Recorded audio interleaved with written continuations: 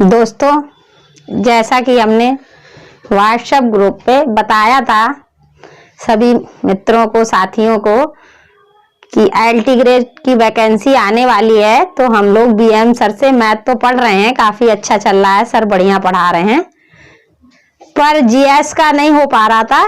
तो काफी लोगों ने मैसेज भी कर रखा था जीएस किससे पढ़ें, किससे लें, क्योंकि हम लोगों ने जीआईसी के लिए लिया भी था बैच, जीएस का उसी पे था, तो कुछ उस पे सही से रूटीन से, क्रम से कोई वीडियो नहीं आए थे, ना ही सब सर ने सही से पढ़ाया था, किसी भी सर ने। बाद में 2-4 प्रैक्टिस करा दिए थे। और जीएस में होता क्या है, ज्यादातर हम लोग करते क्या है कि यूथ की आती है क्वेश्चन, जो यूपीपीएससी के जो क्वेश्चन होते हैं वो सारे क्वेश्चन यूथ में दिए रहते हैं, हम लोग लाते हैं, उसको पढ़ते हैं, और जब पेपर देने जाते हैं उससे एक भी क्वेश्चन नहीं आता, क्योंकि जीएस ऐसी चीज है कि जब तक हम उसको अंदर तक नहीं पढ़ेंगे, अंदर तक नहीं जाएंगे, उसमें हर चीज एक सिलेबस नहीं दे, हम लोग सिलेबस देखते नहीं है, क्या ज्यादातर क्या करते हैं, यूथ की बुक लाते हैं, उसमें यूपीपीएससी के जितने भी पीसीएस के क्वेश्चन होते हैं या जीआईसी में आए हैं, एलटी ग्रेड का भी एक ही बार हुआ है 2018 में, उसके आए हैं, देखते हैं, उनको पढ़ के जाते हैं, और उसमें होता कभी भी एक भी क्वेश्चन नहीं फंसा। अभी हम जीआईसी का भी देने गए थे, तो हमने तो पढ़ रखा था, खैर, तो हमने 22 अटेम्प्ट किए थे, जिसमें मेरे 18 सही निकले थे, मेरा जीआईसी प्री निकल भी गया है, आप लोगों को मैंने मैसेज भी किया था।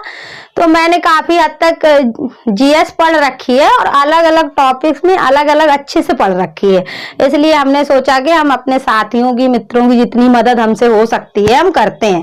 तो हमने मैसेज किया था, सबने बोला भी कि हाँ आप पढ़ाइए, तो हमने सोचा पहले सिलेबस बता दें एक एक अच्छे से, और हम सिलेबस को देखो, अगर हम बुक से एक एक अच्छे से पढ़ेंगे तब तो काफी टाइम लगेगा, तो हमारे पास इतना टाइम है नहीं है, हमें 2 महीने 2.5 महीने में पूरा सिलेबस कंप्लीट करना है।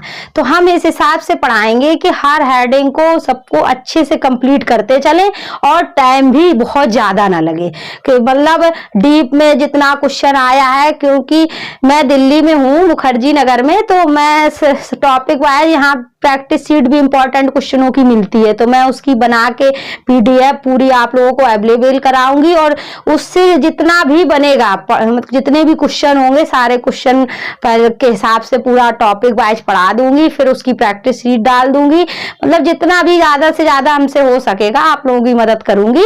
और जिस चैनल पे डाले इसको सब्सक्राइब कर लीजिएगा आप लोग, तो जो भी वीडियो डाला करेंगे, लाइव करेंगे, लाइव कर देंगे, नहीं अगर बना के डालेंगे तो आप लोगों तक पहुंच सकेगा।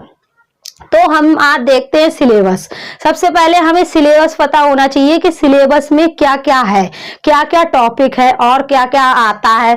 तो 9 हेडिंग दी हुई है सिलेबस में, जैसे भारत का इतिहास है, एवं भारत का राष्ट्रीय आंदोलन है, और भारत का भूगोल है, विश्व का भूगोल है, जिसमें विश्व का भौतिक भूगोल, सामाजिक है, आर्थिक है, भारतीय राजनीति है, और भारतीय अर्थव्यवस्था है, भारतीय एवं अंतरराष्ट्रीय महत्व है, उनके अंतरराष्ट्रीय संबंध है, खेल है, और अंतरराष्ट्रीय घटनाएं हैं, और विज्ञान है। विज्ञान के अंतर्गत हम लोग जानते हैं फिजिक्स का थोड़ा सा टॉपिक, केमिस्ट्री, जनरली बायो।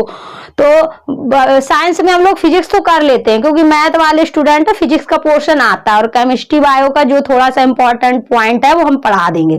और गणित में हम लोगों को कोई समस्या होने वाली है नहीं, गणित का है, गणित में हम सभी कर ही लेते हैं। उसमें क्या है, सरलीकरण है, जैसे फ्रैक्शन है, एलसीएम है, एचसीएफ है, रेशियो है, और प्रपोजिशन है, परसेंटेज है, एवरेज है, प्रॉफिट और लॉस है, और टाइम एंड वर्क है, और टाइम ऑन डिस्टेंस है। ये टॉपिक किसका, गणित का है।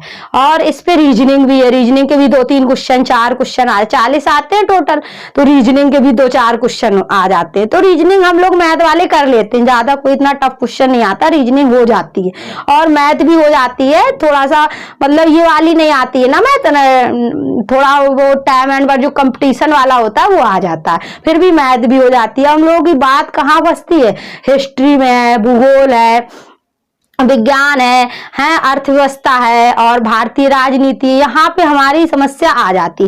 तो देखिए इतिहास में क्या क्या है। तो पहला पॉइंट है भारत का इतिहास एवं भारतीय राष्ट्रीय आंदोलन, पहली हेडिंग ये दी हुई है सिलेबस में।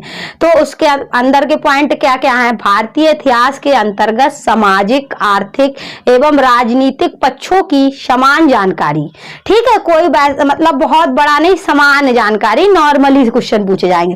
भारतीय राष्ट्रीय आंदोलन पर अभ्यर्थियों से स्वतंत्रता आंदोलन, राष्ट्रीयता का उदय एवं स्वतंत्रता के प्राप्ति के संबंध में क्या क्या हुआ, यानी राष्ट्रीयता का उदय कैसे हुआ, स्वतंत्रता प्राप्ति के संबंध में, स्वतंत्रता जब मिली थी हमें तब क्या क्या हुआ, इतिहास के बारे में पूरा। आप समझिए इसमें पॉइंट बताए हैं सिर्फ थोड़े से, पर इसमें और प्राचीन वाली और आधुनिक वाली तीनों आ गई हैं। अब हमें इनमें से पॉइंट मतलब कर लेना है सिलेबस से कि हमें कौन कौन से पढ़ना है। अब जबकि है पूरा सिलेबस तो हम पॉइंट निश्चित करके हम उसी हिसाब से वही पढ़ाएंगे जो ज्यादा इंपॉर्टेंट है, ज्यादा से ज्यादा कवर भी हो जाए और हम लोगों को ज्यादा समय भी नहीं लगे, इस हिसाब से पढ़ाएंगे। दूसरे नंबर पे हेडिंग दी हुई है भारत एवं विश्व का भूगोल एवं उसमें क्या है, भारत एवं विश्व का भौतिक भूगोल है, सामाजिक है एवं आर्थिक भूगोल है। अब भूगोल है, हम मैप से पढ़ना पड़ता है। अब हम लोग है ना मैथ वाले, हम लोगों के मैप के बारे में कोई भी जानकारी नहीं होती, ना हम लोगों को कुछ पता होता है। हमें, मेरे साथ भी ऐसे हुआ है, 2-3 साल पहले जब भी हम जीएस का कहीं भी कुछ आता था तो हो नहीं पाता था मेरे से, तब मैंने बहुत अच्छे से डीपली सब कुछ पढ़ा है। तो उसके अंतर्गत क्या, भारत के अंतर्गत देश का भौतिक भूगोल, सामाजिक एवं आर्थिक भूगोल से संबंधित, विश्व भूगोल में विषय की केवल समान जानकारी, इस तरह के क्वेश्चन, मतलब भौतिक, आर्थिक, सामाजिक, इस तरह के इनसे जो भी क्वेश्चन बनते हैं वो आते हैं, ये सिलेबस में दिया हुआ है। तीसरे नंबर पे हेडिंग दी हुई है भारतीय राजनीति एवं शासन है, संविधान के बारे में है, राजनीतिक व्यवस्था है, पंचायती राज है, लोक नीति है एवं संविधान के मुद्दे हैं, आधिकारिक मुद्दे हैं, ये सब दिए, मतलब भारतीय शासन में आएगा, राजनीति पॉलिटी में आएगा। चौथे नंबर पे दिया हुआ है भारतीय अर्थव्यवस्था एवं सामाजिक विकास, मतलब अर्थ इकोनॉमी से रिलेटिव है। तो इस पे क्या क्या दिया गया, अभ्यर्थियों की जनसंख्या है, पर्यावरण है तथा नगरीकरण से संबंधित समस्याओं एवं पारस्परिक संबंध दिए गए हैं। भारतीय आर्थिक नीति एवं भारतीय संस्कृति के व्यापक स्वरूप के ज्ञान के संबंध में जितने भी क्वेश्चन बनते हैं पॉइंट दे दिया, पर उसके बारे में हमें सब कुछ पढ़ना है। 5 नंबर पे हेडिंग दी हुई है राष्ट्रीय एवं अंतरराष्ट्रीय महत्व की समसामयिक घटनाएं, खेल आदि। तो ये हम क्या है, करंट है। अब कोई भी एग्जाम हम देने जाएं तो 1 महीने की मैगजीन आती, 1 महीने की नहीं, पूरी साल भर की एक मैगजीन आती। जैसे इसका एग्जाम मान लो फरवरी में होता है, तो हमें 2021 की पूरी समसामयिकी की जो आती है मैगजीन, उसको पूरा अच्छे से पढ़ लेना चाहिए। एक टीचर और भी हमारे संपर्क में, मैं उनसे बात करूंगी, अगर वो पढ़ा दें करंट तो करंट का उनसे डलवा दूंगी, पूरा करंट डाल दें वो 1 साल का। तो इसमें करंट 1 साल का आना चाहिए पूरा, क्योंकि 7-8-10 क्वेश्चन, 40 में 10 क्वेश्चन ये मान लो करंट से बन जाएंगे। इसके बाद भारतीय कृषि है। भारतीय कृषि में भारत में कृषि उत्पाद एवं उसके विपणन के संबंध में है, समान जानकारी की अपेक्षा, मतलब कृषि के बारे में जितनी भी जानकारी है, प्राचीन की है, आधुनिक की, अभी सरकार ने इन सब पे क्या किया, और ये सब अर्थव्यवस्था के अंतर्गत भी हम लोग पढ़ेंगे। तो सरकार जो कृषि सुधारक है, ये सब कृषि में सुधार हो, हमारे यहाँ कृषि अच्छी हो भारत में। नहीं, पहले तो ऐसा था कि हमारे यहाँ भारत में इतना भी अन्न नहीं हो पाता था कि हम लोग खा लें। अब तो हमारे पास इतना अन्न होता है कि 3 साल हम पूरे विश्व को खिला सकते हैं। अब इसके बाद विज्ञान, समान विज्ञान।